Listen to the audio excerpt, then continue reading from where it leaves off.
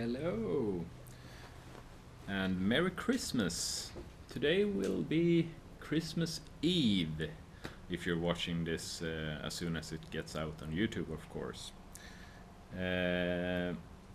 Myself, I will be spending Christmas in Helsingborg, in Skåne, Sweden, with my parents and my girlfriend, and it's gonna be magical, but it ain't gonna be white because it's gonna be plus 7 degrees according to the weather. Either way, I'm gonna make a video for you today, and it's a kind of boring video, but a lot of people ask difference between different education services such as PADI and SSI or SEMAS or RAID or whatever, and I'm not that well informed in differences, but what I am well informed in is the rescue course and the difference between PADI and also SSI. I myself did my rescue course in the Philippines, Bohol Ahoy Divers, Ahoy, and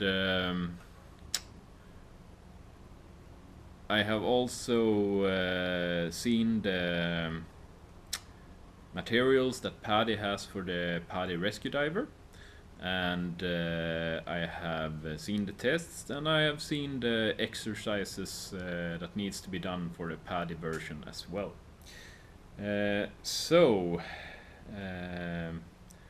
This is basically a video comparing the two rescue course divers for SSI and PADI. If we start off by looking at what the organizations themselves say about the courses, I have printed out some of the bullet points, and the bullet points for PADI is basically self-rescue, recognizing and managing stress in other divers, emergency management and equipment, rescuing panicked divers, rescuing unresponsive divers. So that's the PADI version. The SSI also has several bullets, and the first one is what is stress, and stress in diving, cause and prevention, detecting and dealing with stress, accident management, skills needed to deal with panic and rescues, conditions that complicate rescuing. So it might look the same, and the courses are basically, everything is the same basically, but I would say that SSE focusing a bit more in stress prevention than in practical moments. And SSE is talking more about the soft issues involving diving and stress management than PADI does. PADI is instead, okay, there's the victim, go out and rescue him and do it like this.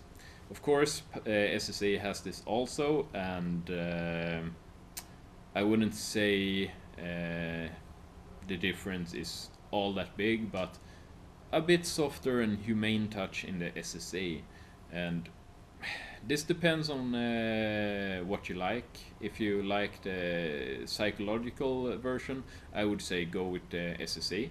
If you like the more hands-on approach, go with PADI. Moving onwards to qualifications. Both PADI and SSA has qualifications that needs to be met to be able to undertake the rescue course. And I keep saying rescue course, but of course SSA's rescue course is called Stress and Rescue. Qualifications for PADI is that you need to be an open water diver only. So you don't need advanced open water, but you're going to need to have taken the course underwater navigation adventure dive. So that is a specialty course, and normally it's been given.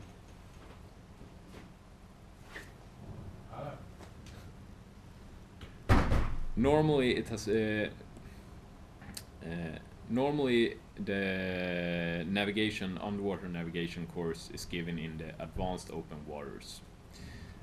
So basically you can do it as an open water diver. You also need to have the CPR course or equivalent course from another examiner for CPR that is no older than 2 years. SSI also have this requirement, so if you're gonna take the rescue diver, and I know that also PADI has it in the dive master education, you need to have a fresh CPR course, of course. That's HOLAR in Swedish.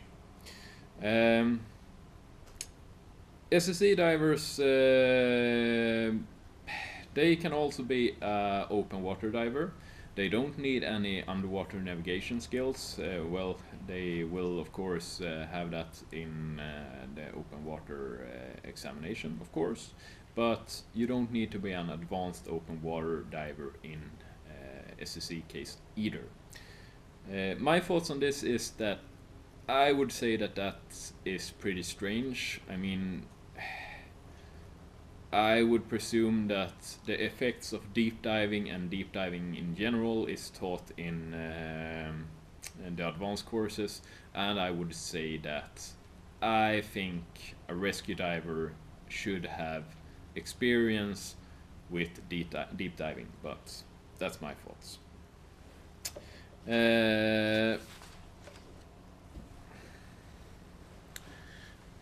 I would also like to point the fingers to all dive shops and dive educators regarding the CPR course. In Sweden, at least, we have an organization that's called SISU, Swedish Educational Council of Sports, or whatever it's translated to. And they will give the CPR course for free for organizations and clubs, so you are able to get this course for free if you get it via your dive club or via a company that arranges via SISU, at least in Sweden. The problem is the Swedish dive companies that do the education, of course, they want to make more money, and to pay like 1,000 Swedish crowns for a CPR course, I would say it's ludicrous, and I don't endorse that behavior at all. And I would really like to all the clubs out there to take the opportunity to get SISU's services for free. And I would say that doing a CPR course is important for all divers, because no matter it's shallow water blackout, a heart attack, or whatever that can cause problems for a diver, you should be able to know what to do if the situation presents itself. Yeah. Moving on, if you look to what's inside the courses for SSI Stress and Rescue and PADI Rescue Diver, I have the instructor manual for PADI right here, and I have of course taken the SSI course, so I know what's inside the course.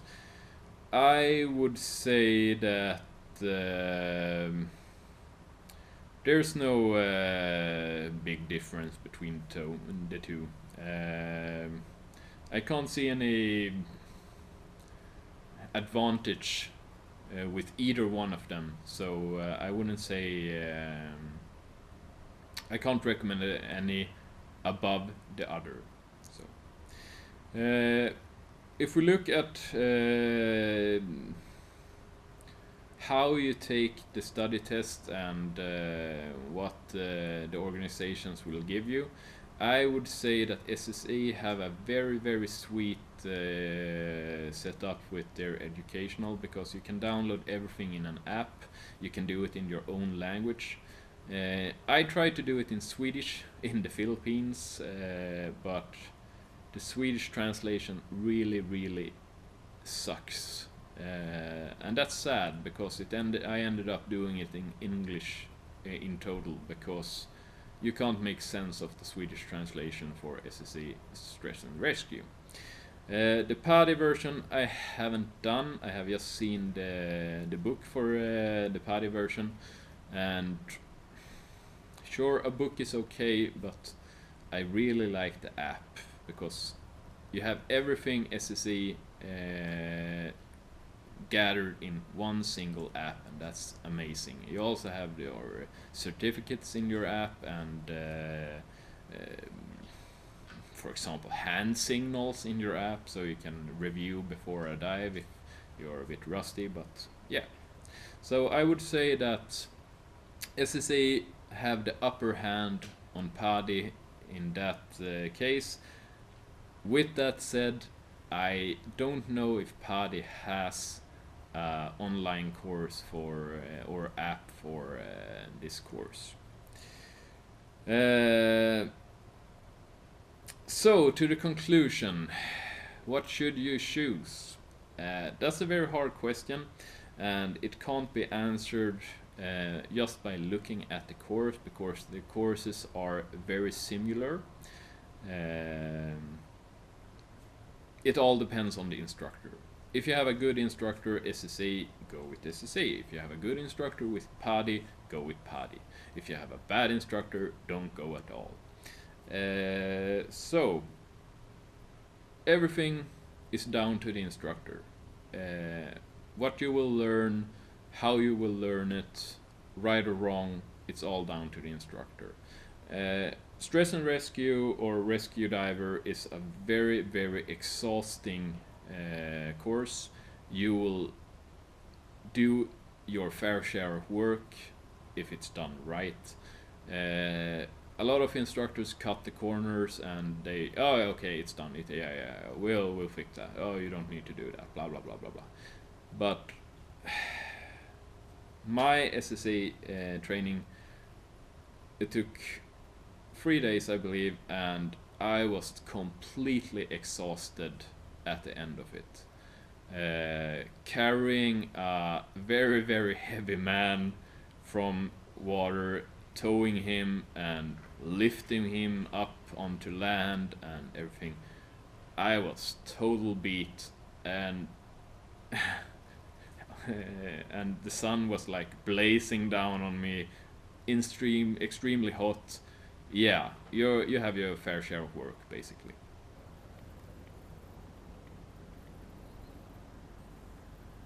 Regarding future education after taking the rescue course, a lot of people say stick to one organization. I say that's complete bullshit.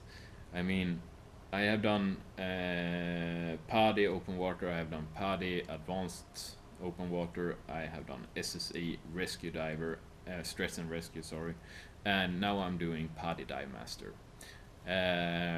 There is no need to stick to one organization. Do whatever you feel like. PADI themselves say that it's okay. The SSI Stress and Rescue is equivalent to PADI Rescue Diver, so there's no worry moving onward in your diving career. If you want to, you can even go Master Scuba Diver with PADI after doing this SSI Stress and Rescue. So if you're on a vacation and you feel like, I should do a course, that would be fun, and they only have like CMS or maybe SSA, go ahead, take the course. It can't go wrong. Yeah, just have a blast, basically it. So that's my thoughts on PADI Rescue Diver versus SSI Stress and Rescue. One thing that is very funny though regarding the CPR exercises, The SSI also have oxygen administration into their CPR course, so that's pretty cool. I don't know if PADI really has that, or that's a special course you have to take. I believe so, but I'm not sure, so don't quote me. Either way, long and boring conversation today. I hope you have a really nice Christmas and a happy new year. If you like what you see here, please like and subscribe, and we'll see you around.